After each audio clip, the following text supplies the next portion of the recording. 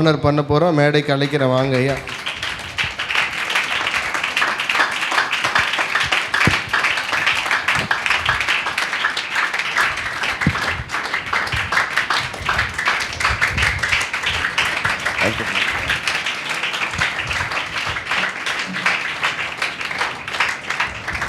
இப்போ அவர்கள் எங்கேயும் அந்த குழந்தைகளெல்லாம் பிடிச்சி வச்சுக்கணும். மிக முக்கியமான நேரத்துக்கு வரப்போகிறோம்.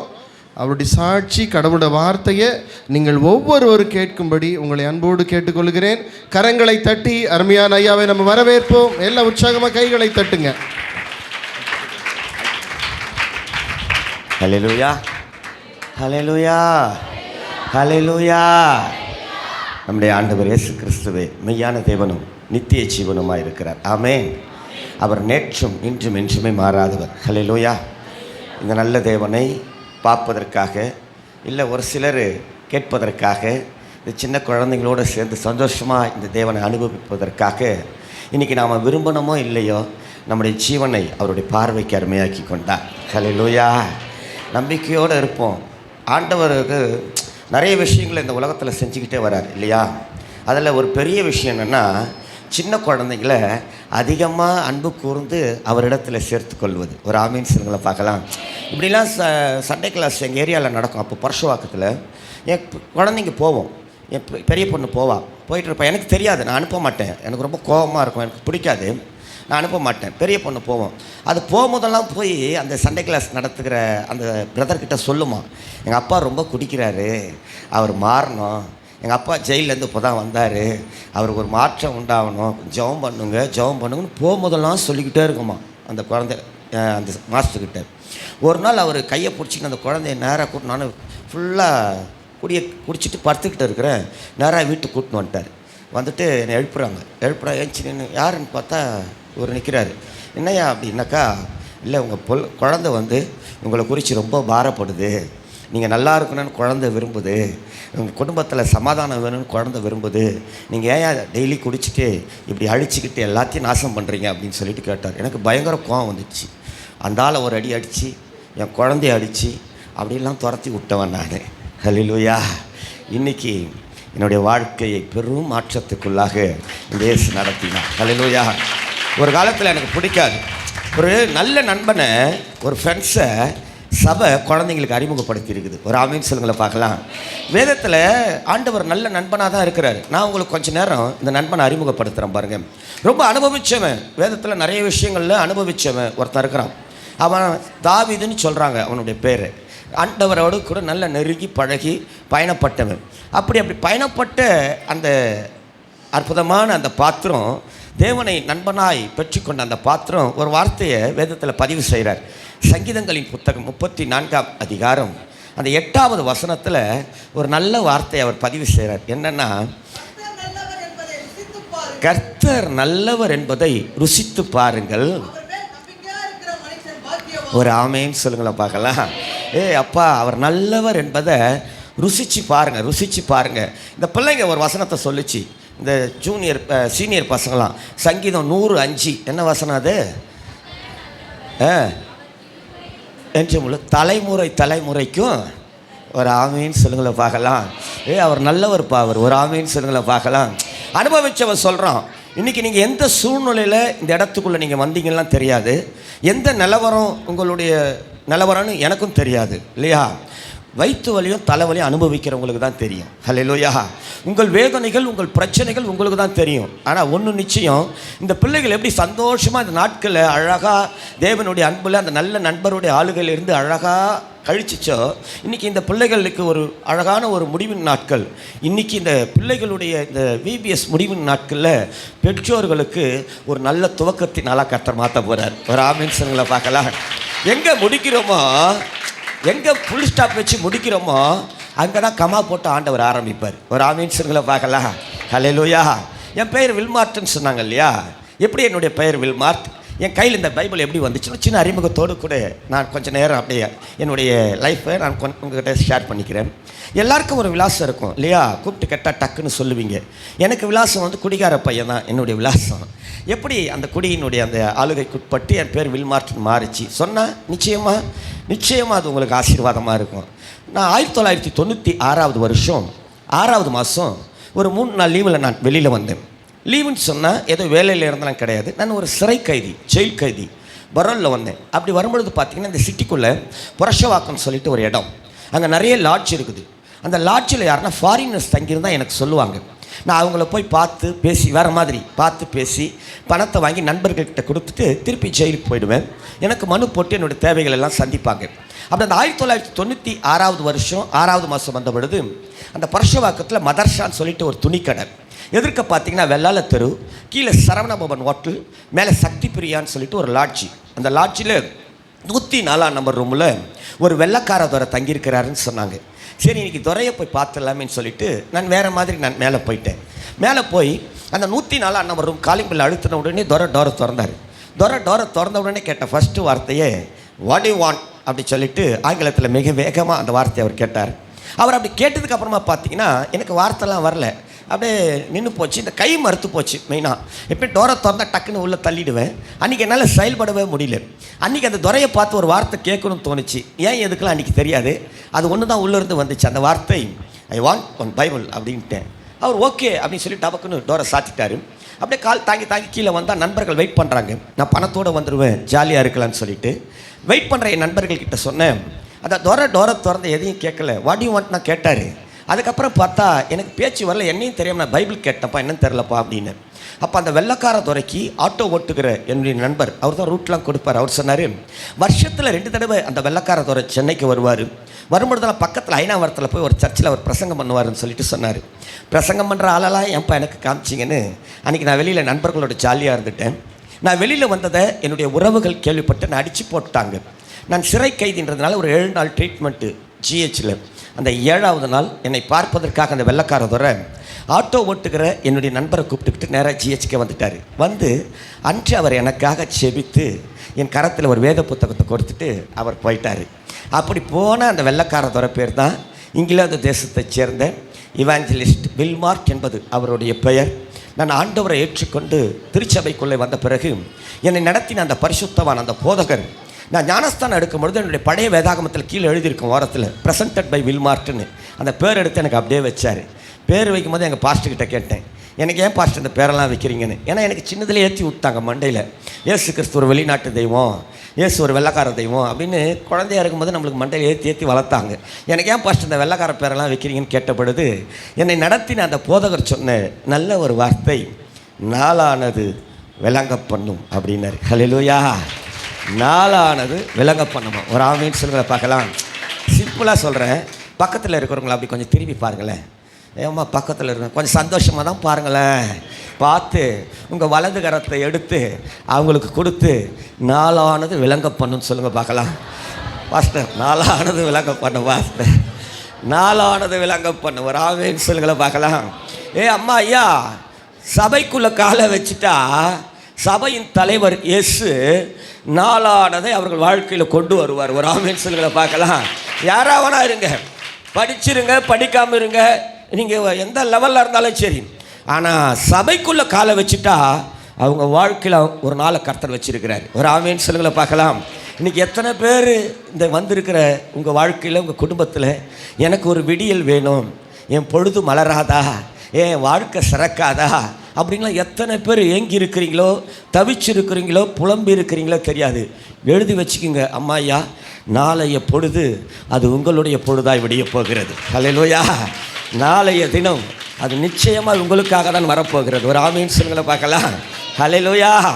என் வாழ்க்கையில் அப்படி தான் வந்துச்சு. அப்படி தான் இந்த பைபிள்லாம் நம்ம கையில் வந்துச்சு. இந்த பைபிள் வந்த பிறகு என்னுடைய தண்டனை நாட்கள் 2 ஆண்டுகள் ஜெயிலே இருந்தது. ஜெயிலில் இருக்கும் பொழுதெல்லாம் பைபிளை வாசிக்கணும்னு நினைப்பேன்.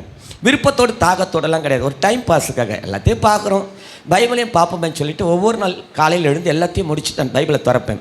திறக்கிற பொழுதெல்லாம் ஒரு அதிகாரம் 2 வார்த்தை தான் வாசிப்பேன், டபக்குன்னு எடுத்து மூடி வச்சிருவேன். திருப்பி மறுநாள் எடுத்து திறந்து அதே வார்த்தை தான் என் பார்வையில் படும், வாசிப்பேன், மூடி வச்சிருவேன்.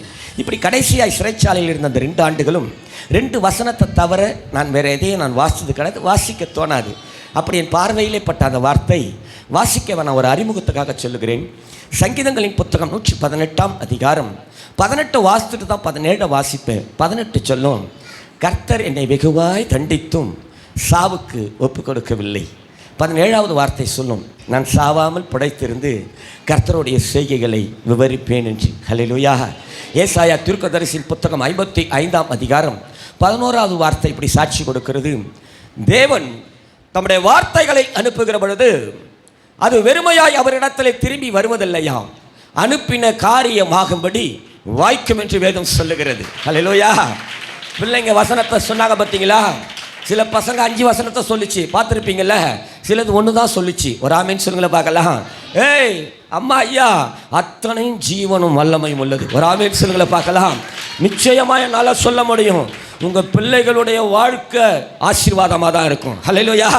VBS அனுப்பிச்சிங்க பார்த்தீங்களா? உங்கள் பிள்ளைகளாக பார்த்து தான் நீங்கள் அனுப்பிச்சிருப்பீங்க. இங்கே இருக்கிற நாங்களும் அப்படி தான் பிள்ளைகளாக பார்க்குறோம். ஆனால் உங்கள் பிள்ளைகள் சொன்ன அந்த தேவனுடைய வார்த்தை, என் கையில் இருக்கிற இந்த பைபிள், இந்த திருச்சபையின் தலைவர் உங்கள் பிள்ளைகளை எப்படி தெரியுமா பார்க்குறாரு? ஒரு சந்ததியாக பார்க்குறாரு. ஹல்லேலூயா. ஒரு பரம்பரையாக பார்க்குறாரு. ஹல்லேலூயா.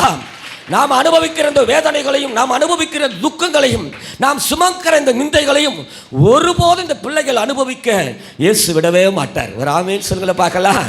ஹல்லேலூயா. விலை உயர்ந்த தேவன், வித்தியாசம், மாற்றம் வேணும்னு இன்னைக்கு எங்கெங்கேயோ பயணம் பண்ணிக்கிட்டே இருக்குது உலகத்தில், மனுக்குலம் இல்லையா? நிச்சயமாக சொல்கிறேன், நீங்கள் விரும்புகிறீங்களோ இல்லையோ, உங்கள் ஒவ்வொரு குழந்தைகளுடைய வாழ்க்கையில் எதிர்காலத்தில் நல்ல நல்ல மாற்றங்களை கொடுத்து மனமகிழ்ச்சியாய் கர்த்தர் ஆசீர்வதிப்பார். ஹல்லேலூயா. இப்படி தான் பைபிளும் வந்துருச்சு, என் பேரை மாற்றப்பட்டுச்சு.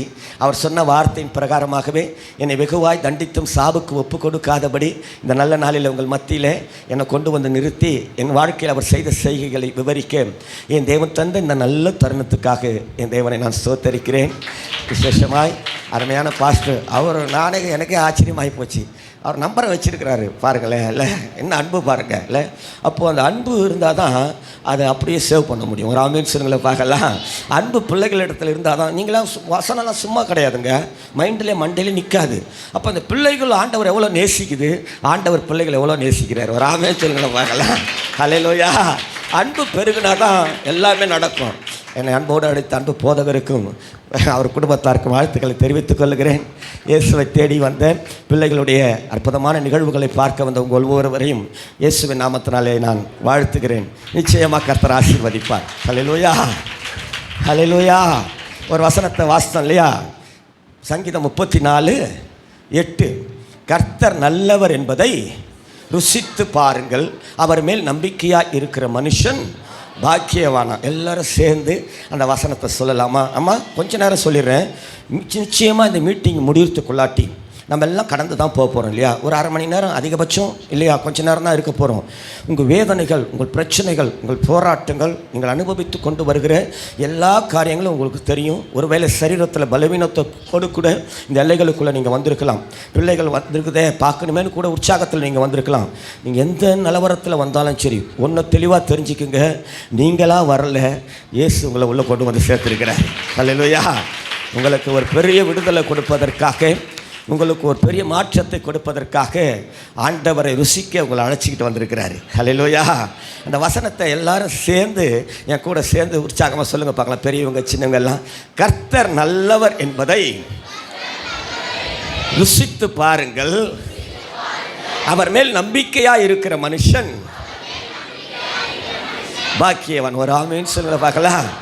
ஏன் நல்லவர், ஏன் நல்லவர்னு சொல்லிட்டு பல பகுதிகளில் அவனை படுத்தி வாசித்தீங்கன்னா நிறைய காரியங்கள் உண்டு. ஆடு மேய்க்கிறவங்க, அவன் ஆடை மேய்ச்சிக்கிட்டு இருந்தான், அப்பாவுக்கு பிடிக்கல அவனை, அதனால் அடிமைகளில் அடிமை. அந்த ஊரில் பெரிய பணக்கார குடும்பத்தைச் சேர்ந்த ஈசாயினுடைய மகன் அவன், 8ஆவதாக பிறந்தவன். அவ்வளோ பெரிய குடும்பத்தில் பிறந்தவன். ஆனால் அப்பா நேசிக்கல, இவன் அடிமைகளை ஆடு மேய்க்க அனுப்பிச்சி விட்டுட்டாரு.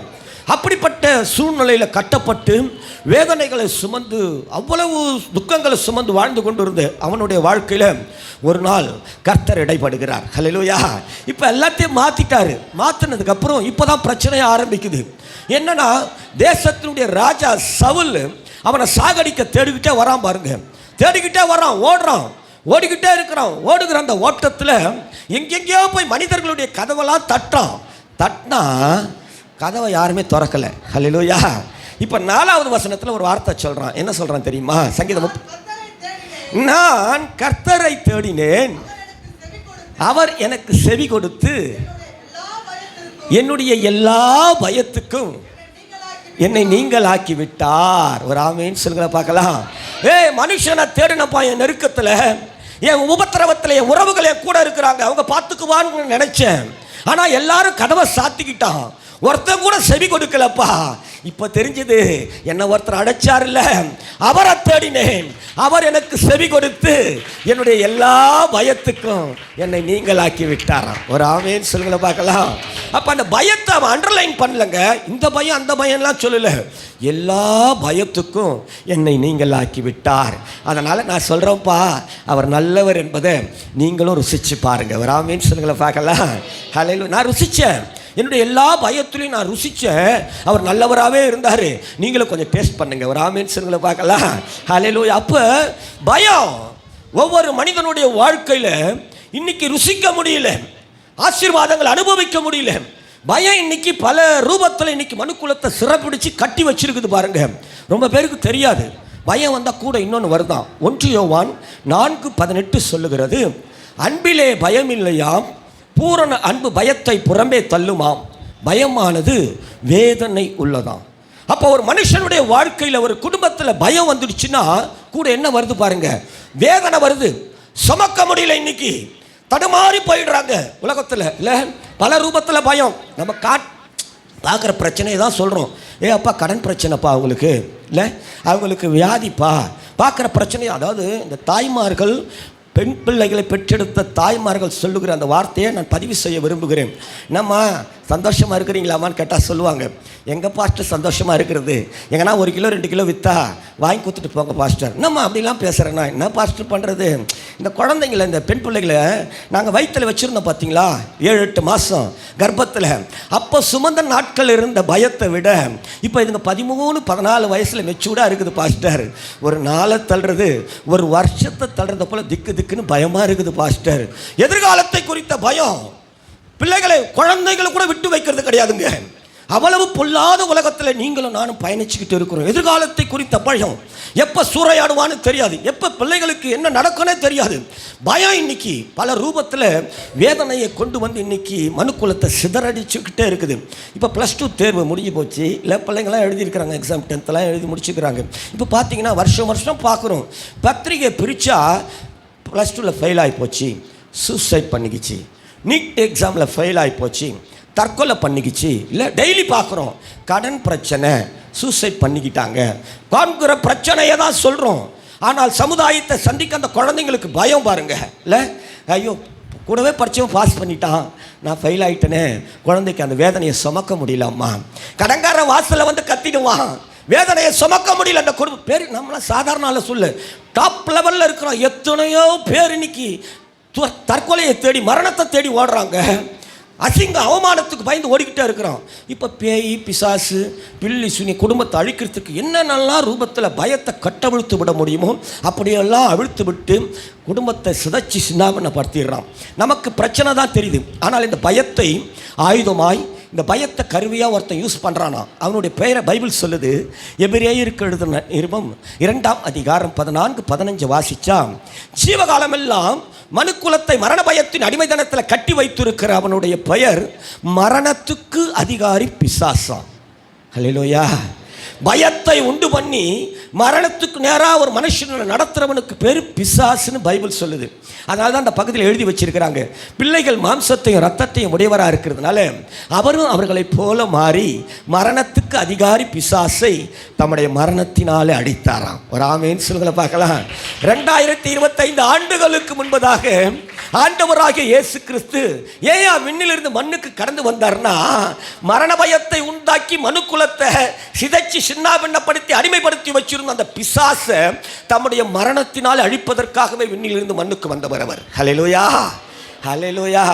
நீங்கள் எந்த சூழ்நிலையில் எந்த பயத்தில் கட்டப்பட்டு இன்னைக்கு இதுக்குள்ளே வந்தீங்களோ தெரியாது. எழுதி வச்சுக்கோங்க, இன்னைக்கு உங்களை விட்டு, உங்கள் எல்லைகளை விட்டு அந்த பயத்தின் ஆளுகை ஓடி போகிறது. ஹல்லேலூயா, ஹல்லேலூயா. நிச்சயமாய் ஓடும். ஒரு ஆமீன் சொல்லுங்களை பார்க்கலாம். ஒருவேளை கடனாக இருக்கட்டும், சரீரத்தில் பலவீனமாக இருக்கட்டும், என்ன பிரச்சனையில் பயம், உங்கள் தொழிலை குறித்து, உங்கள் பிள்ளைகளை குறித்து, எந்த சூழ்நிலையில் பயத்தில் இங்கே வந்திருந்தாலும் சரி, இன்னைக்கு ஆண்டவர் நல்லவர் என்பதை நீங்கள் ருசித்து பார்க்க போகிறீங்க. ஒரு ஆமீன் சொல்லுங்களை பார்க்கலாம். ஹல்லேலூயா. ஏமா ஏன் பயத்தை பற்றி இவ்வளோ அழகாக பைபிள் சொல்லுதுன்னா, பயம்தான் ஒரு பரிசு இருக்குதான். பலர் ஒரு இடத்துக்கு போகிறான் பாருங்களேன், செத்த பிறகு வாழ்க்கை இருக்குதா அப்படி நான்லாம் சொல்லுவேன், விட்றா, இந்த ஜென்மத்தில் செய்கிற பாவத்துக்கு அடுத்த ஜென்மத்தில் நாயா காக்காவா பன்னியா பிறந்து பிராயச்சித்தம் பண்ணிவிட்டு அதுக்கப்புறம் சொர்க்கத்துக்கு போகலாம், ஒரு 7 ஜென்மம் இருக்குதாமே அப்படிலாம் நான் வேறு மாதிரி என் நண்பர்களோட பேசினவேன். ஆனால் அம்மா ஐயா அதெல்லாம் இல்லை, அதெல்லாம் பொய், அதெல்லாம் கட்டுக்கதை சொல்கிறாங்களே. ரிக் யசூர் சாமம் அதர்வனம் வேதங்கள்லாம் சொல்லுது இல்லை, எந்த வேதத்தில் அப்படிப்பட்ட கதையே கிடையாது. தாண்டிய மந்திரம்னு சொல்லிட்டு ஒரு மந்திரம், அதில் மாத்திரம் சொல்கிறோம். யாரப்பா இந்த உலகத்தில் யாராச்சும் பிரஜாபதி பிரஜாபதின்னு சொல்கிறாங்க, யாருப்பா அப்படின்னா எல்லாம் தேடுறோம், தேவர்கள்லாம் போய் தேடுறோம், 30 தேவர்கள் எல்லாம் தேடி பார்க்குறோம். யார் அந்த பிரஜாபதின்னு பார்த்தா ஒன்றை தெரிஞ்சுக்கிறான், 7 லோகத்தில் இருக்கிற அந்த மனுக்குலத்துக்கும் எல்லாருடைய பாவங்களுக்காக தன்னை யார் தியாகம் பண்ணி ரத்தம் சிந்துறாங்களோ, ஜீவனை கொடுக்குறாங்களோ, அவன் தாயா பிரஜாபதின்னு கண்டுபிடிச்சிட்டான். ஹல்லேலூயா. அந்த பிரஜாபதி எங்கே இருக்கிறாரு? வேதத்தை பரட்டுறான், அவன் கற்ற வேதத்தை பரட்டுறான். எதில் பார்த்தாலும் சொல்ல முடியல. இந்த பரிசுத்த வேதம் சொல்லுகிறது அவர் ஆண்டவராகிய இயேசு கிறிஸ்து. ஒரு ஆமென் சொல்லுங்களை பார்க்கலாம். உலகத்தின் பாவத்தை சுமந்து தீர்த்த தேவாட்டுக்குட்டின்னு அவரை சொல்லுது. பிரஜாபதியை கண்டுபிடிச்சிட்டான். ஒரு ஆமென் சொல்லுங்களை பார்க்கலாம். இப்போ வேதம் சொல்லுகிறது இந்த பிரஜாபதி வரப்போகிறாராம். ஒரு அல்லேலூயா சொல்லுங்களை பார்க்கலாம். அதுதான் அடுத்த வாழ்க்கை எங்களுக்கு. ஹல்லேலூயா.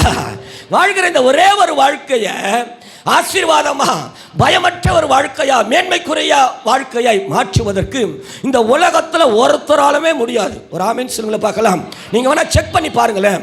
எனக்கு பயம் பாஸ்டர், ஐயா எனக்கு டாக்டர்கிட்ட போகிறேன், பயமாக திக்குன்னு இருக்குதுன்னா டாக்டர் ஃபீஸ் கட்டணும். நீங்கள் டாக்டருக்கு ஃபீஸு கட்டணும். எங்கன்னா குளிச்சம் கட்டுறாங்க, பாய் கிட்டலாம் போனீங்கன்னு வச்சுக்கோங்களேன், பயமாக இருக்குது என்னென்னு தெரியல, நைட்டானா காற்று சொப்பனை கட்டேன், சரிம்மா கட்டிலாம், ஒரு குளிச்சத்தை கட்டி விட்டு கையில் என்ன பண்ணுறான், குத்து தான் ஆகணும்.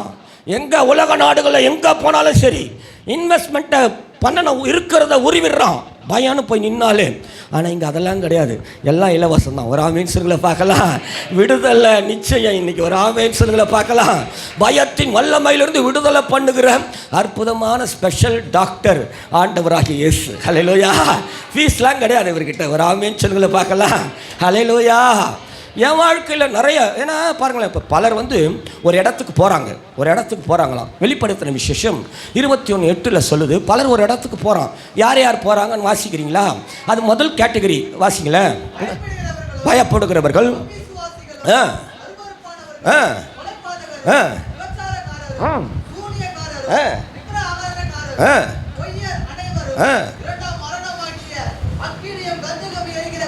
அப்பா ஒரு இடத்துக்கு போகிறான், பலர் போகிற இடத்துல இந்த ஃபர்ஸ்ட் கேட்டகரி அந்த பேரை சொல்கிறாங்க, பயப்படுகிறவர்கள்.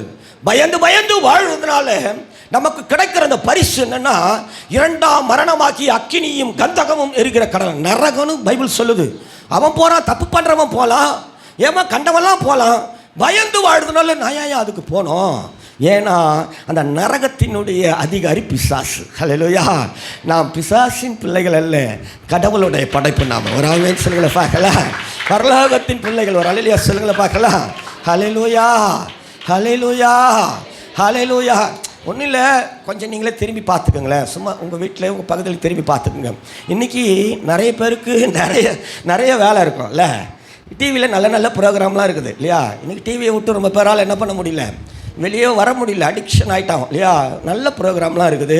சரி, அந்த நல்ல ப்ரோக்ராமை நாம் எப்படி விட்டு இங்கே உட்காந்துட்டு இருக்கிறோம்?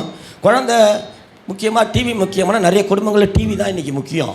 நிறைய குடும்பங்களில் ஆண்ட்ராய்டு மொபைல் தான் முக்கியம். இன்றைக்கி எப்படி இங்கே உட்காந்துட்டு இருக்கிறோம்? நம்ம பலத்தில் நம்ம சூழ்நிலையை நம்ம இது பண்ணி ஒன்றுமே கிடையாது. சூழ்நிலைகளை எல்லாம் சாதகமாக்கி ஆண்டவர் ஒரு பெரிய பிளானை பண்ணி வச்சிருக்கிறாரு உங்கள் வாழ்க்கையில் செய்யணும்னு. ஹல்லேலூயா. எத்தனை நாள் கண்ணீரோடு வாழ்ந்து, எத்தனை நாள் வேதனைகளை சுமந்து தள்ளாடி போய் நிற்கிறீங்களே, ஒரு விடுதலையை உங்களுக்கு கொடுக்கணும்னு தேவன் பிளான் பண்ணிட்டார். ஒரு ஆமென் சொல்லுங்களை பார்க்கலாம். நான் எப்படி இந்த பயத்திலிருந்து விடுதலை பெற்று சபைக்குள்ளே வந்தேன், சபைக்குள்ளே வந்த பிறகு என்னுடைய வாழ்க்கை எப்படி மாற்றப்பட்டதுன்னு சொன்னால், நிச்சயமாக உங்களுக்கு அது ஆசீர்வாதமாக தான் இருக்கும். ஹல்லேலூயா. தொடர்ந்து ஆவியானவர் உங்களோடு கூட இடைப்படுவாராக. எல்லாருக்கும் விலாசம் இருக்கும். நான் ஆரம்பத்தில் சொன்ன மாதிரி நான் ஒரு குடிகார பையன்தான். அப்பா போஸ்டரில் ஒர்க் பண்ணவங்க, அம்மா வந்து நர்ஸு. வீட்டில் வந்து ஒரு பெரிய பிரச்சனைலாம் கிடையாது. வீட்டில் என்ன பிரச்சனைன்னு சொன்னால், சாயந்தரமாச்சுன்னா எங்கள் அப்பா குடிச்சிட்டு எங்கள் அம்மாவை சந்தேகப்பட்டு அடிப்பாங்க. ஒவ்வொரு நாள் சாயந்தரமும் எங்கள் வீடு நரகமாகவே மாறிடும். ஏன்ப்பா அம்மாவை அடிக்கிறீங்கன்னு சொல்லி கேட்க முடியாது. கேட்டால் எங்களை போட்டு அடிப்பார். எங்களை தானே அடிக்கிறார் சொல்லி சொந்தக்காரங்கிட்ட சொல்லி கேட்க சொன்னால் அவங்களே போட்டு எங்கள் அப்பா அடிப்பார். அதனால் குடிகார ஃபேமிலின்னு சொல்லிட்டு எங்கள் ஃபேமிலியை ஒதுக்கி வச்சுட்டாங்க. கருத்து தெரிஞ்ச நாள்லேருந்து சொல்கிறேன். அப்போ எனக்கு 14 வயசு. எங்கள் அப்பா ஒரு குறிப்பிட்ட இதை தான் குடிப்பாங்க. அதை கொண்டு வந்து அந்த டேபிளில் வச்சுட்டு சாயந்தரமாச்சுன்னா அவர் குளிச்சுட்டு வரத்துக்குள்ளாட்டி அந்த டேபிள் மேலே சிப்ஸு ஆப்பாயெல்லாம் போட்டு ரெடி பண்ணி வச்சிடணும். இவர் சாப்பிட்டு ரெடி ஆகிடுவார். எதுக்குன்னா எங்கள் அம்மாவை அடிக்கிறதுக்கு.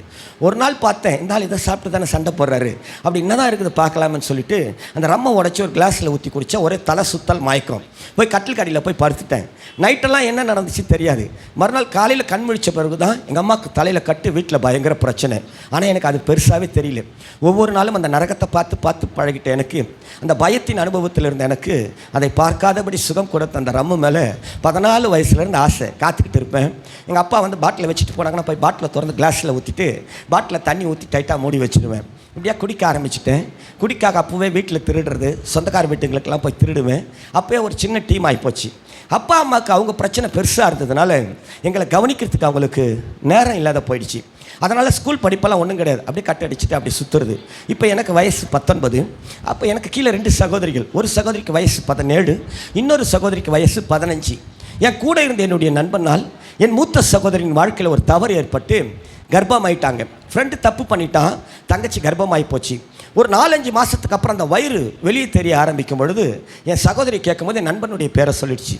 கூடவே பழகி இப்படி பண்ணிட்டானே, போய் கேட்கணும்னு சொல்லிட்டு அன்றைக்கி அவனை கேட்கறதுக்காக போன அன்றைக்கி அவங்க சொந்தக்காரங்களாம் சேர்ந்து என்னை அடிச்சிட்டாங்க. அடி வாங்கிட்டு நேராக வீட்டுக்கு வந்துட்டேன். வீட்டுக்கு வந்து எனக்கு ரொம்ப கோபம் ஆகி போச்சு. தப்பு பண்ணதவன் போய் கேட்க போன அடிக்கிறேன், விடக்கூடாதுன்னு சொல்லிட்டு வீட்டில் இருக்கிற காய இருக்கிற கத்தியத்து சாக்ஸில் வச்சுக்கிட்டு வேறு மாதிரி நான் போயிட்டேன். சும்மா போய் பயமுறுத்தலாமேன்னு போன இடத்துல அவங்களுக்கு எனக்கும் பிரச்சனை ஜாஸ்தி. என் ஃப்ரெண்டு நான் போயிட்டு அவங்க கூட சேர்ந்து என்னை ரொம்ப கேவலமாக பேசிட்டான். கோபத்தில் கத்தி எத்தி என் நண்பனை ஒரு 2 குத்து குத்திட்டேன்.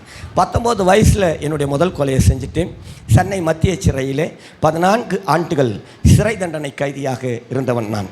17 வயசுனா சிறுவர் சீர்திருத்த பள்ளி, 19ன்றதுனால ஜெயிலு. இப்போ ஜெயில் வந்து புழலுக்கு போயிடுச்சு. அப்போ சென்ட்ரல் ரயில்வே ஸ்டேஷன் ஆப்போசிட்டில் தான் ஜெயிலு. ஜெயிலுக்கு போயிட்டு பெயிலில் வெளியே வந்து போன அந்த நாட்களிலே நானாய் விருப்பப்பட்டு ஒரு பெண்ணை திருமணம் செய்து கொண்டேன்.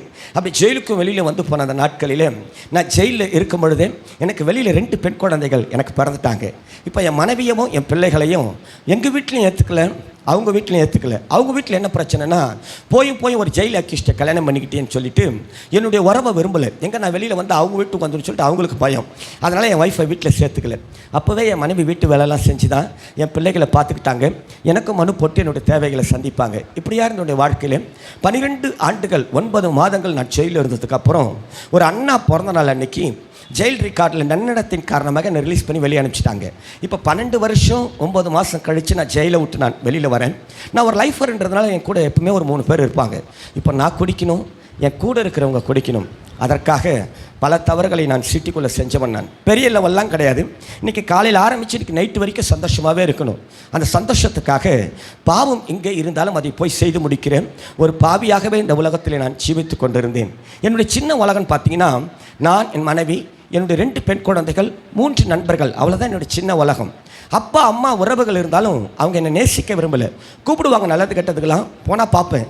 ஏதாச்சும் ஒரு பெரிய பொருள் இருந்தால் தூக்கிட்டு போய் விற்றுடுவேன். அதனால் அவங்களுக்கு என்ன பிடிக்காது. சுருக்கமாக சொன்னால் அருவருப்பான மிருகம் எதுன்னு கேட்டால் டக்குன்னு சொல்லிடலாம், பன்னின்னு. அந்த பன்றியை விட நாற்றமெடுத்த ஒரு மிருகமாகவே இந்த உலகத்தில் நான் ஜீவித்து கொண்டிருந்தேன். ஒவ்வொரு நாளும் பிரச்சனைகள், என் உறவுகளால் பிரச்சனைகள், என் நண்பர்களால் பிரச்சனைகள். அப்போ ஒரு நாள் என் கூட இருந்த என்னுடைய நண்பர் சொன்னார், இப்படியே சிட்டியில் சுற்றிக்கிட்டு இருந்தால் பிரச்சனையாகவே இருக்குது. எனக்கு தெரிஞ்சு பல்லாவரம் தாண்டி ஜமீன் பல்லாவரம் சொல்லிட்டு ஒரு பகுதி, கொஞ்ச நாள் நம்ம அங்கே போய் இருப்போம், எல்லா பிரச்சனையும் முடிஞ்ச பிறகு திரும்பி நம்ம சிட்டிக்குள்ளே வந்துடலான்னு சொல்லிட்டு அவங்க சொன்னாங்க. அன்றைக்கி அதுதான் சரின்னு சொல்லிட்டு நான், என் மனைவி, என்னுடைய 2 பெண் குழந்தைகள், 3 நண்பர்களோடு கூட அந்த கிராமத்துக்கு போயிட்டோம். போன இடத்துல பார்த்திங்கன்னா எங்களுக்கு சாப்பாட்டுக்கெல்லாம் ஒன்றும் பிரச்சனை இல்லை. போன இடத்துல ஒரு மாதத்துக்கு அப்புறம் குடிக்கிறதுக்கு பணம் இல்லாமல் போயிடுச்சு. ஏன்னா எதையும் நாங்கள் சேர்த்துலாம் வைக்கல. அன்னன்னைக்கு வந்து இதை குடிச்சிட்டு அன்னன்னைக்கு ஜாலியாக இருந்ததுனால போன இடத்துல எங்களால் எதுவும் தப்பும் பண்ண முடியல. அதனால் பணம் இல்லாமல் போயிடுச்சு. அப்போ ஒரு நாள் எங்களுக்கு அடைக்கலம் கொடுத்த அந்த குடும்பத்தில் இருக்கிற அந்த சகோதரர் ஒரு காரியத்தை சொன்னார். எங்கள் ஊரில் ஒருத்தர் இப்படி இருந்தார். அவருக்கு பலவிதமான டார்ச்சர் வந்தபடி அவர் ஒரு காரியத்தை பண்ணார். தன்னுடைய உடல் உறுப்பை, தன்னுடைய சிறுநீரகத்தை போய் ஒரு ஹாஸ்பிட்டலில் அவர் தானம் பண்ணிட்டார்.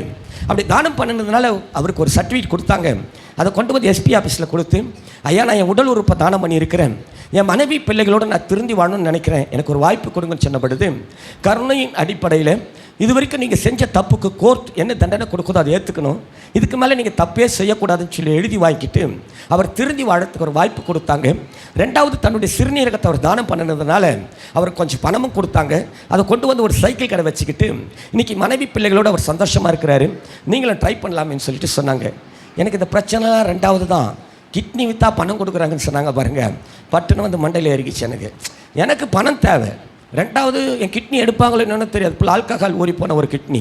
இருந்தாலும் முயற்சி பண்ணுவோம். எந்த எடுக்கலைனாலும் என்னுடைய மனைவியும் என் நண்பர்களும் என் கூட இருக்கிறதுனால அவங்கள யாருன்னா ஒருத்தர் கொடுக்க சொல்லலான்னு சொல்லிட்டு ட்ரை பண்ணுங்கப்பான்னு சொன்னபொழுது சென்னையில் இருக்கிற ஒரு பிரபலமான மருத்துவமனையில் அவங்க இல்லீகல் ஆட்களை வச்சு ட்ரை பண்ணாங்க. இந்த சிறுநீரகத்தை எடுக்கிறதுக்கு முன்னாடி அது தகுதி வாய்ந்து தான் சில டெஸ்ட்லாம் பண்ணுவாங்க.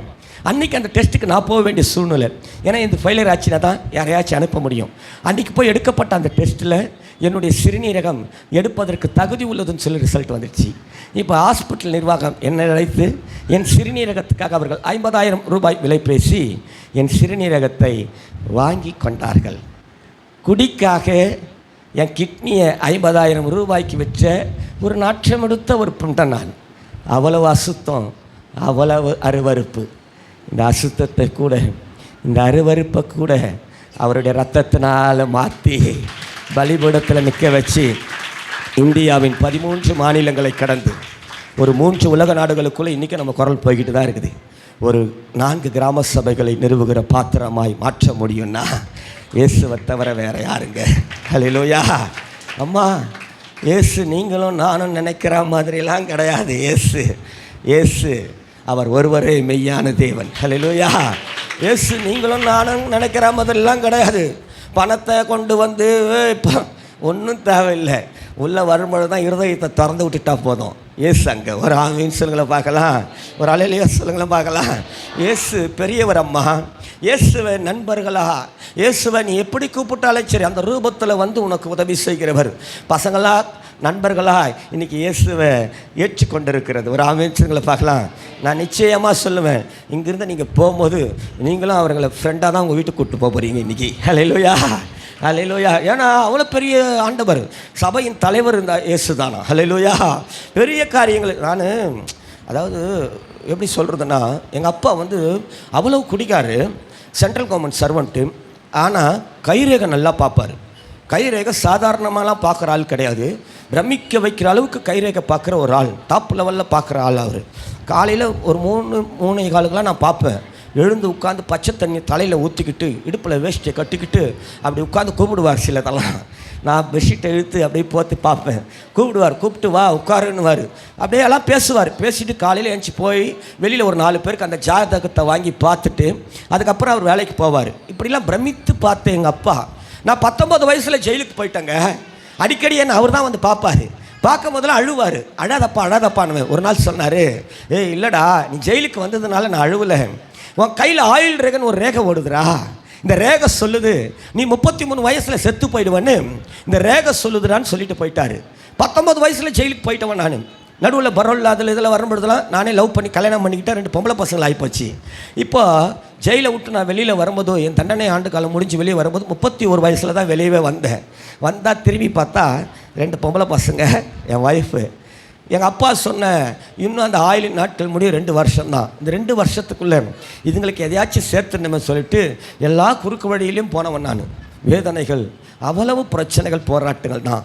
எங்கள் அப்பா சொன்ன அந்த 33 வயசும் வந்துடுச்சு.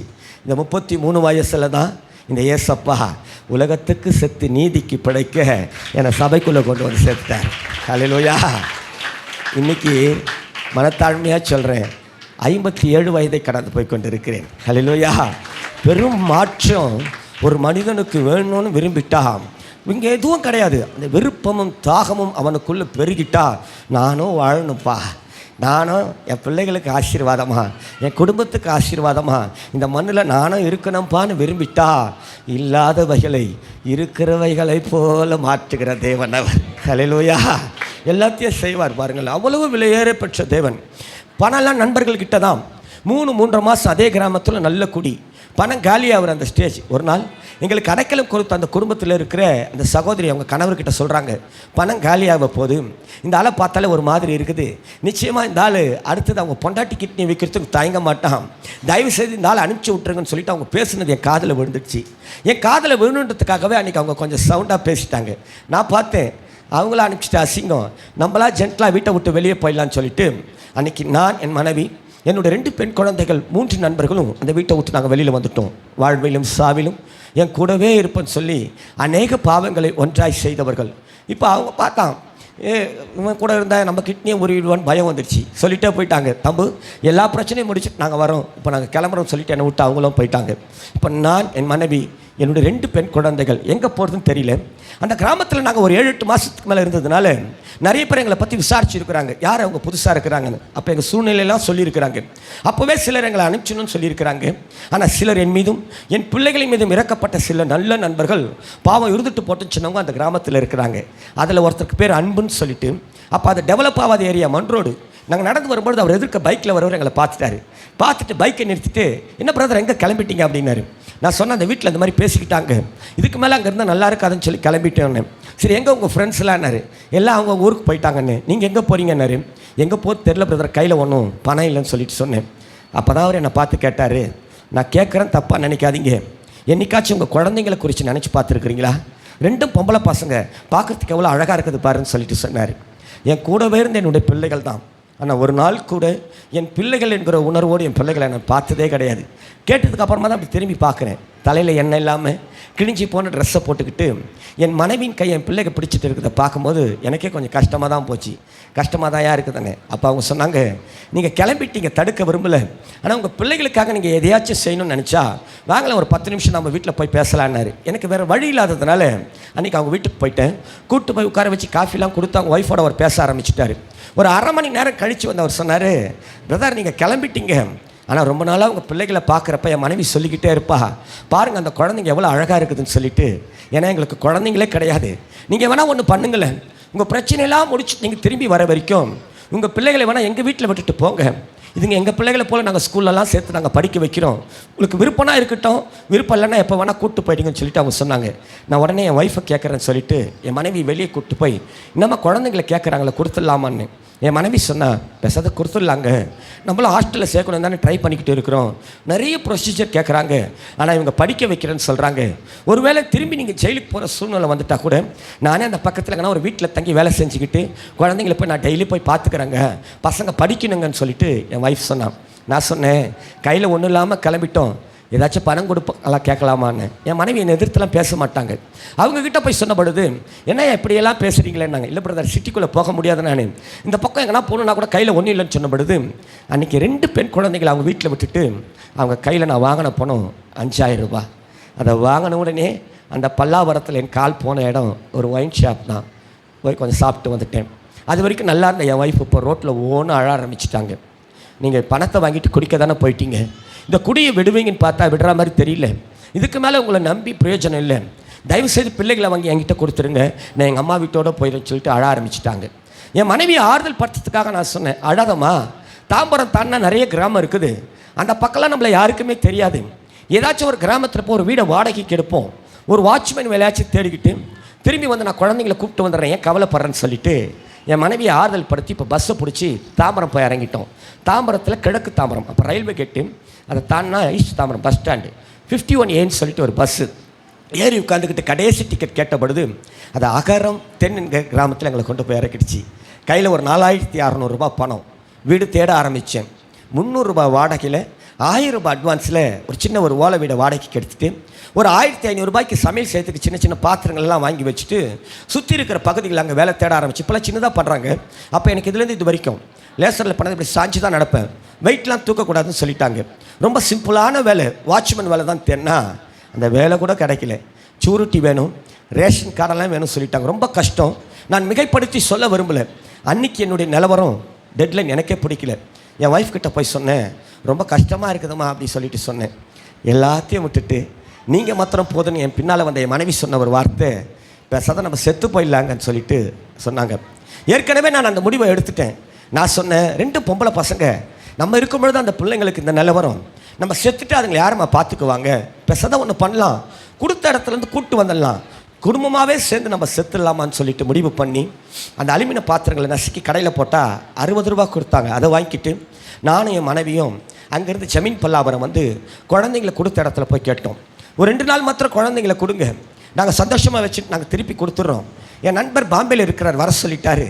திரும்பி நாங்கள் சிட்டிக்குள்ளே வரப்போகிறதில்லைன்னு சொன்ன பொழுது அவங்க கொடுக்க மாட்டேன்னு சொல்லிட்டாங்க. பணம்லாம் 2வது தான் பிரதர், குழந்தைங்களுக்கு இந்த ஸ்கூல் ஃபார்ம்லாம் வாங்கிட்டோம், அதுங்க அங்கிள் ஆண்டின் மைண்ட் செட் ஆகுது, ஏன் டிஸ்டர்ப் பண்ணுறீங்கன்னு ஒரு மாதிரி பேச ஆரம்பிச்சுட்டாங்க.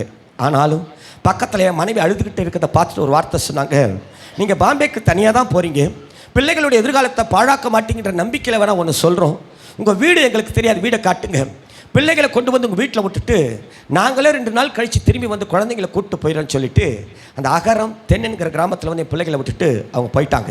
இப்போ 2 நாளுக்குள்ளே நான் செத்தே ஆக வேண்டிய கட்டாயத்தில் இருக்கிற கடைசி நாள். அன்பான தேவனுடைய பிள்ளையே, தேவன் நேசிக்கிற தேவ குடும்பமே, ஒரே ஒரு வாழ்க்கை தான்ம்மா, ஒரே ஒரு வாழ்க்கை தான், அடுத்த வாழ்க்கைலாம் கிடையாதம்மா, அடுத்த வாழ்க்கை கிடையாது. உலகம் சொல்லுது இந்த வாழ்க்கையை குறித்து, அரிது அரிது மானிடராய் பிறத்தல் அரிதான், அதை விட அரிது கோன் கொருடு செவிடு நீங்கி பிறத்தல் அரிதான். இவ்வளவு அரிதான படைப்பா கர்த்தர் உங்களையும் என்னை படைச்சிருக்கிறாரே. ஹல்லேலூயா. நல்ல மேன்மையான படைப்பு அம்மா, மேன்மையான படைப்பு.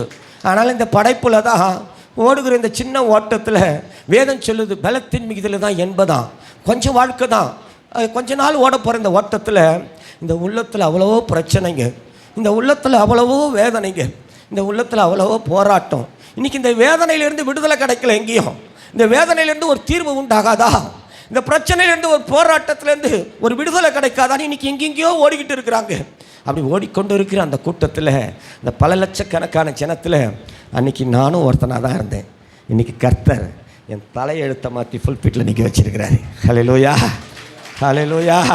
இன்றைக்கி யாராச்சும் நம்மக்கிட்ட வந்து வேதனையாக இருக்குது பிரதர், ஹார்ட் பெயினாக இருக்குது பிரதர், வலிக்குது பிரதர், முடியல பிரதர் அப்படின்னா இப்போ எனக்கு சொல்ல தெரியும், அம்மா முட்டி போடு, ஏசுன்னு சொல்லுன்னு ஒரு ஆமீன் சொல்லுங்களை பார்க்கலாம், ஏசுன்னு சொல்லு, நீ ஒரு அலையில சொல்லுங்களை பார்க்கலாம்.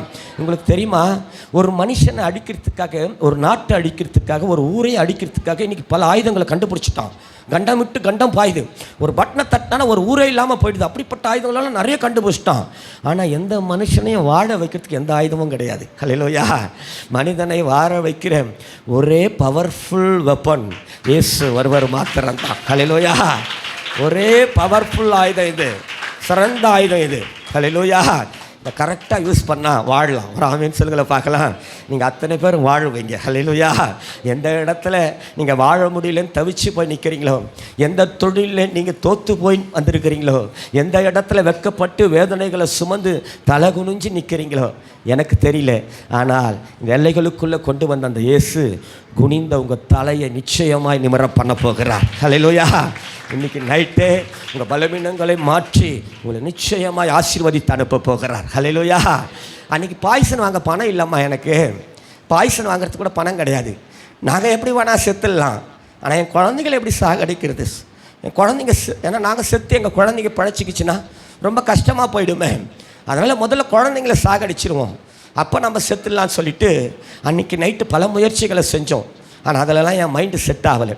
பொழுது விடிஞ்சால் வேறு எதனா வடி கிடைக்கிறத பார்க்கலான்னு சொல்லிட்டு மறுநாள் காலையில் எழுந்து தேடின பொழுது பக்கத்தில் மாடம்பாக்கம்னு சொல்லிட்டு ஒரு கிராமம், ஒரு ஏரி, அந்த ஏரி கரையில் அரளி செடிங்க. இந்த ஆடு மேய்க்கிற பசங்களை கேட்டு இது அரளி தானான்னு கன்ஃபார்ம் பண்ணிக்கிட்டு அந்த காய்களெல்லாம் பறிச்சுட்டு வந்துட்டேன். பறிச்சுட்டு வந்து வீட்டில் வச்சு நசுக்கி வாயில் தொட்டு பார்த்தா கசப்பு. நான் சாப்பிட்ருவேன், என் மனைவி சாப்பிட்ருவாங்க, என் பிள்ளைகளுக்கு இது எப்படி கொடுக்குறதுன்னு தெரியல.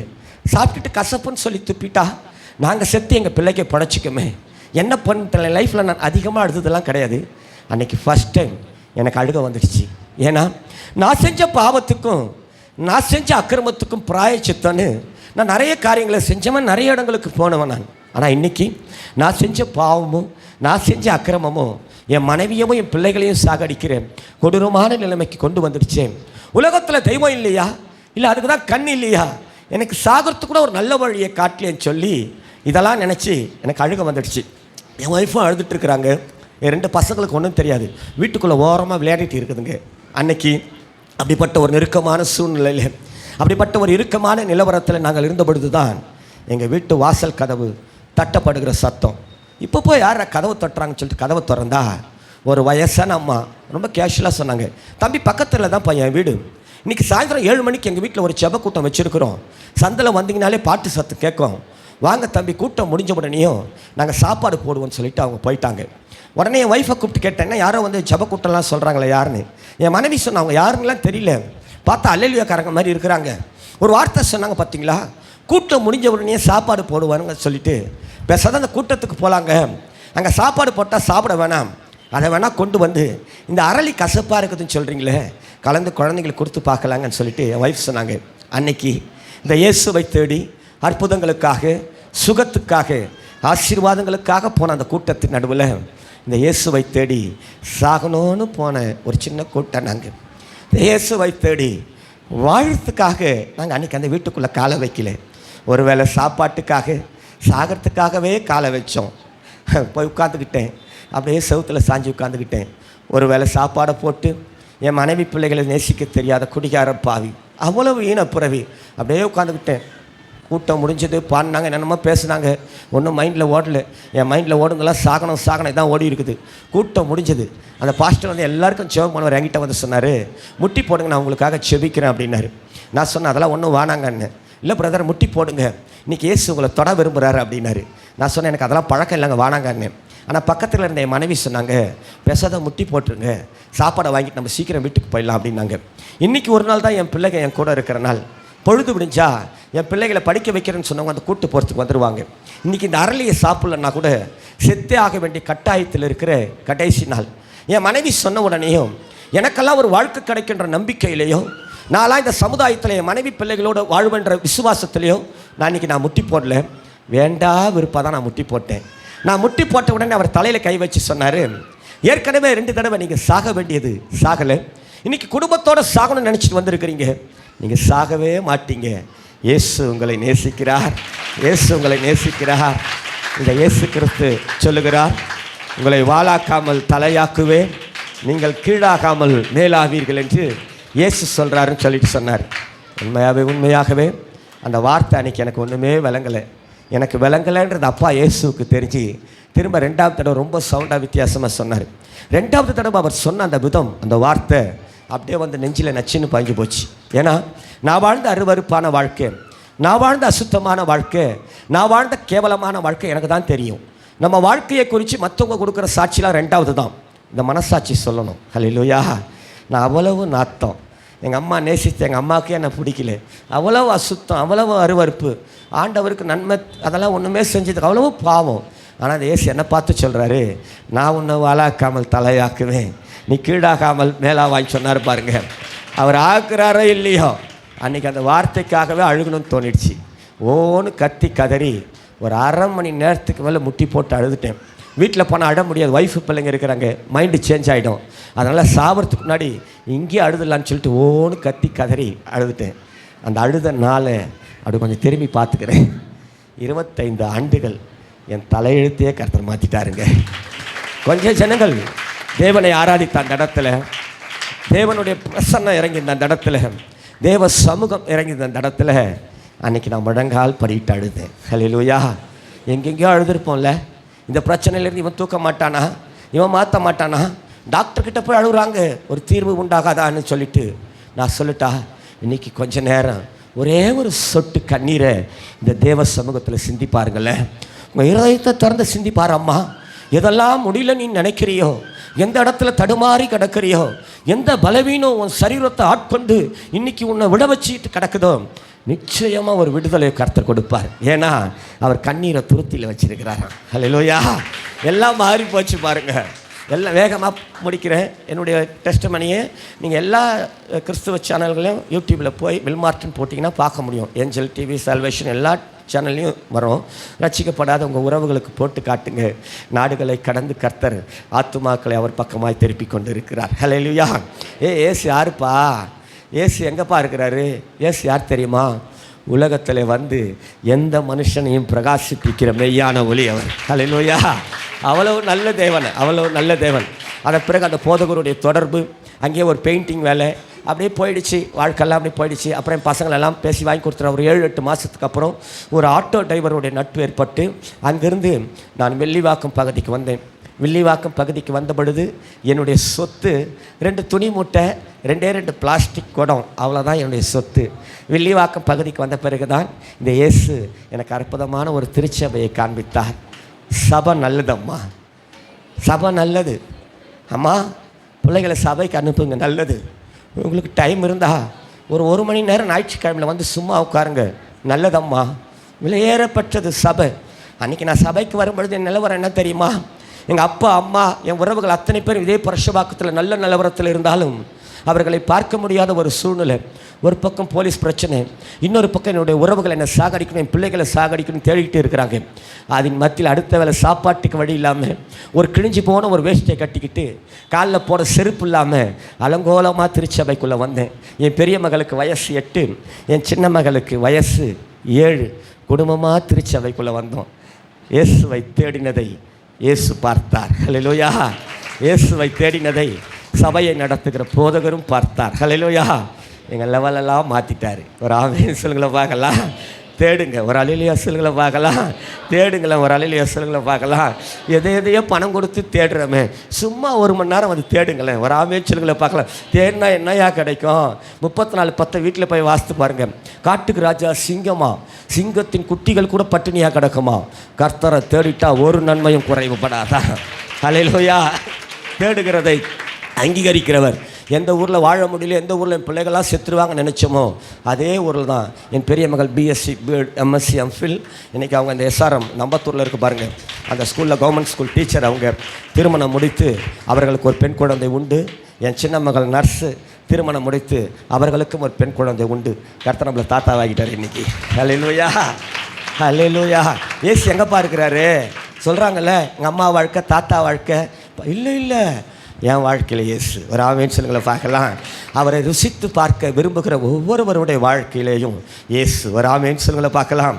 ஒரு குடிகார கொலகார கிட்னியை விற்று அவ்வளவு நாத்தம், அவ்வளவு அசுத்தம், நான் கூட அவரை ருசித்து பார்க்குற அந்த பேரின்ப பாக்கியத்தை இந்த இயேசு எனக்கு தர முடியும்னா உங்களுக்கு கொடுக்காமல் போயிடுவாரா?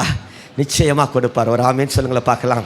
ஒருவேளை இன்றைக்கி இரவு இந்த சூழ்நிலையில் நான் அவரை ருசிக்க விரும்புகிறேயா, இந்த இயேசு எனக்கு வேணையா அப்படின்னு விரும்புகிறவங்க மாத்திரம் எல்லாம் கண்ணை மூடுங்க பார்க்கலாம். விரும்புகிறவங்க மாத்திரம், யாரும் கண்ணெல்லாம் திறக்க தேவையில்லை, கொஞ்சம் சிஸ்டர்ஸ் அப்படியே பிரதர்ஸ் கண்ணை மாத்திரம், விரும்புகிறவங்க மாத்திரம் உங்கள் கரங்களை உயர்த்தி காட்டுங்களேன். உங்கள் பிரச்சனை போராட்டங்கள் உங்களுக்கு நல்லா தெரியும். இந்த இயேசுவை நான் ருசிக்க விரும்புகிறேன்யா, இந்த பிரச்சனையிலேருந்து போராட்டத்திலேருந்து ஒரு தீர்வு எனக்கு எங்கெங்கே போயும் நடக்கலையா, இன்றைக்கி இந்த இயேசு நல்லவர் என்பதை ருசித்து பார்க்க நான் விரும்புகிறேன்னு சொல்கிறவங்க மாத்திரம் உங்கள் வலது கரத்தை உயர்த்தி காட்டுங்க பார்க்கலாம். எல்லாம் கண்ணை மூடுங்க. நான் உங்களுக்காக செபிக்க விரும்புகிறேன். ஒருவேளை உங்களுக்கு விருப்பம் இருந்தால் மாத்திரம்தான் இது, சும்மா இது குழந்தைங்க ஃபங்க்ஷன் அப்படின்லாம் நினச்சிடாதீங்க. சிறு பிள்ளைகளை போல யாரெல்லாம் அவரை ஏற்றுக்கொள்ளுகிறார்களோ அவர்கள் வாழ்க்கையில் தன்னை வெளிப்படுத்துகிற தேவன் அவர். விருப்பம் இருந்தால் மாத்திரம் சொல்கிறேன், வலது கரத்தை நல்லா உயர்த்தி காட்டுறேன். மாறணும் பிரதர், ஒரு பெரிய மாற்றம் என் பிள்ளைகளுடைய வாழ்க்கையில், என் கணவருடைய வாழ்க்கையில் ஒரு பெரிய மாற்றம், எங்கள் பொருளாதாரத்தில் ஒரு பெரிய மாற்றம், என் சரீரத்தில் ரொம்ப பலவீனமாக இருக்குது பிரதர், ஒரு பெரிய மாற்றம் இன்றைக்கி இயேசு கொடுக்கணும் அப்படின்னு விரும்புகிறவங்க கரத்தை உயர்த்தினவங்க மாத்திரம் எழுந்து நில்லுங்க. பெரியவங்க மாத்திரம், சின்ன பசங்களாம் கையை கீழே போடும், பெரியவங்க மாத்திரம் அப்படியே எழுந்து நில்லுங்க. உங்களுக்காக நான் கரங்களை உயர்த்தி நான் செபிக்கிறேன் பாருங்கள். அப்படியே எழுந்து நில்லுங்க பார்க்கலாம். ரீகந்த லஃபாக்க எல்லாம் கண்ணை மூடுங்க. யாரும் பார்க்க தேவையில்ல, யாரும் கண்ணை திறந்து பின்னாலெல்லாம் ஒன்றும் தேவையில்லை, கண்ணை மாத்திரம் போடுங்க. எழுந்து நிற்கிறவர்களுக்காக சபை இன்னைக்கு ஜெபிக்க போகுது. அம்மா செக் பண்ணிக்கிங்க அம்மா, உங்கள் வாழ்க்கையில் எந்த பிரச்சனையில் எந்த போராட்டத்தில் நீங்கள் இன்றைக்கி ஃபுல் ஸ்டாப் வச்சுட்டு இந்த எல்லைகளுக்குள்ளே நீங்கள் வந்தீங்களோ தெரியாது. இன்றைக்கி கர்த்தர் கமா போட்டு அவர் நல்லவர் என்பதை ருசித்து பார்க்கிற பேரின்ப பாக்கியத்துக்குள்ளே உங்களை நடத்த விரும்புகிற ஒன்றே ஒன்று தான், கண்ணை மாத்திரம் மூடிக்கிட்டு ஏசப்பான்னு கூப்பிடுங்கள, ஏசப்பான்னு கூப்பிடுங்க பார்க்கலாம். ஏசப்பான்னு கண்ணை மூடி மாத்திரம் அப்படியே கண்ணை மூடுங்க, கண்ணை மாத்திரம் திறக்காதீங்க. ஏசப்பான்னு கூப்பிடுங்க பார்க்கலாம். நீ மஷக்கர பதிரிவா. அல்லேலூயா, அல்லேலூயா. அப்படியே கண்ணை மூடி இயேசுவே, அருமையான வார்த்தைகள் நம்ம கேட்டோம். எத்தனை ஆழத்திலிருந்து, எத்தனை விதமான நெருக்கடியிலிருந்து அருமையான தேவதாசனை கர்த்தர் உயர்த்தி இன்றைக்கு அநேக நாடுகளுக்கு ஆசீர்வாதமாக அநேக உலக தேசங்களுக்கு ஆசீர்வாதமாக அருமையான இந்த அருமையான தேவதாசரை தேவன் பயன்படுத்தி வருகிறார். எல்லா கண்களை மூடி ஆண்டுடைய சமூகத்தில் எல்லாரும் சொல்லுங்க பார்க்கலாம். சொல்லுங்க எல்லா கண்களை மூடி சொல்லுங்க. ஹல்லேலூயா, ஹல்லேலூயா, ஹல்லேலூயா. ஆண்டவரே, நீர் இந்த வேளையிலே எங்கள் மத்தியிலே ஆண்டவரே நீர் கடந்து வரும்படியாக எல்லா கண்களை மூடி ஆண்டுடைய சமூகத்தில் சொல்லுங்களேன். அப்பா, என் உள்ளத்தில் வாரும். இயேசுவே நீர் வாரும். இயேசுவே என் உள்ளத்தில் வாரும். இயேசுவே என் உள்ளத்தில் வாரும். இயேசுவே என் உள்ளத்தில் வாரும் என்று சொல்லி எல்லாரும் ஆண்டவரை நோக்கி கூப்பிடுங்க. எல்லாரும் ஆண்டவரை நோக்கி கூப்பிடுங்க. எல்லா கண்களை மூடி இயேசுவே என் உள்ளத்தில் வாரும். உங்கள் வாழ்க்கையை அவர் மாற்றுவார். இன்னைக்கு எந்த வலியோடு, வேதனையோடு, பிரச்சனைகளோடு, போராட்டத்தோடு நீங்கள் வந்திருந்தாலும் இயேசுவே என் உள்ளத்தில் வாரும் என்று சொல்லி நீங்கள் அவரை அழைக்கும் பொழுது அவர் உங்கள் அருகிலே வருவார். அவர் உங்கள் அருகிலே வருவார். எல்லா கண்களை மூடி எல்லாரும் ஆண்டுடைய சமூகத்தில் அவரை நோக்கி பாருங்க. எல்லாரும் கண்ணை மூடி ஜெபிப்போமா. ஆவியானவரே, எங்களுக்கு உதவி செய்வீராக. எங்களுடைய வியாதிகள், பலவீனங்கள், நெருக்கங்கள், போராட்டங்கள், எங்களுடைய எல்லா விதமான துயரத்திலிருந்து தேவன் எங்களை விடுவிப்பீராக. கேளுங்க, விடுவிப்பீராக. இப்பேற்பட்ட நெருக்கமான பிரச்சனைகளிலும், வேதனைகளிலும், போராட்டங்களிலும் இருக்கிற ஒவ்வொருவரையும் ஆண்டவர் இன்றைக்கு விடுவிக்க போகிறார். உங்க எல்லாரையும் கடவுள் விடுவிக்க போறாரு. நீங்க வந்த வண்ணமாய் அல்ல, இதோ போகும் பொழுது அவர் ஒரு விடுதலையோடு உங்களை அனுப்ப போறாரு. சுகத்தோடு உங்களை அனுப்ப போறாரு. ஒரு பெரிய வெற்றியோடு, ஒரு ஜெயத்தோடு கூட கடவுள் உங்களை அனுப்ப போறாரு. இன்றைக்கு ஆண்டவரே, உங்கள் பிரச்சனை நேரத்தில், வேதனையின் நேரத்தில் அவர் இயேசுவை நோக்கி கூப்பிடுங்க. நீங்கள் இயேசுவை ட்ரை பண்ணுங்க. உங்களுடைய வாழ்க்கையில் இப்படிப்பட்ட நெருக்கமான சூழ்நிலை வரும் பொழுது உங்கள் வாழ்க்கையில் உதவி செய்ய யாரும் இருக்க மாட்டாங்க. ஆனால் இயேசு இருப்பார். யார் உங்களை கைவிட்டாலும் அவர் உங்களை கைவிட மாட்டார். யார் உங்களை விட்டு விலகினாலும் அவர் உங்களை விட்டு விலக மாட்டார். இந்த இயேசு உங்கள் வாழ்க்கையில் நிச்சயமாய் அற்புதங்களை செய்வார். உங்களுக்காக தொடர்ந்து ஜெபிக்கிறோம். தொடர்ந்து நீங்கள் ஓய்வு நாளில் ஞாயிற்றுக்கிழமை தோறும் இங்கே ஆராதனை நடக்குது. வந்து கலந்து கொள்ளுங்க. உங்களை வந்து நிச்சயமாக உங்கள் சிறு பிள்ளைகள் நீங்கள் அனுப்பி வைக்கிறீங்க. நீங்களும் அவர்களோடு கூட வந்து கலந்து கொள்ளுங்க. கர்த்தர் உங்கள் எல்லாரையும் ஆசீர்வதிப்பார். உங்கள் எல்லாருக்கும் தேவையான கிருபைகளை கொடுப்பார். இந்த கூட்டம் முடிந்தவுடன் உங்கள் ஒவ்வொருவருக்கும் நாங்கள் ஜெபிக்க இருக்கிறோம், ப்ரேயர் பண்ண இருக்கிறோம், பிரார்த்தனை பண்ண இருக்கிறோம். எல்லாரும் நீங்கள் முன்பதாக வந்து ஜெபித்து விட்டு கடந்து போகும்படி உங்களை அன்போடு கேட்கிறேன். கர்த்தர் உங்களை ஆசீர்வதிப்பார். அப்படியே நீங்கள் அமர்ந்து கொள்ளுங்கள்.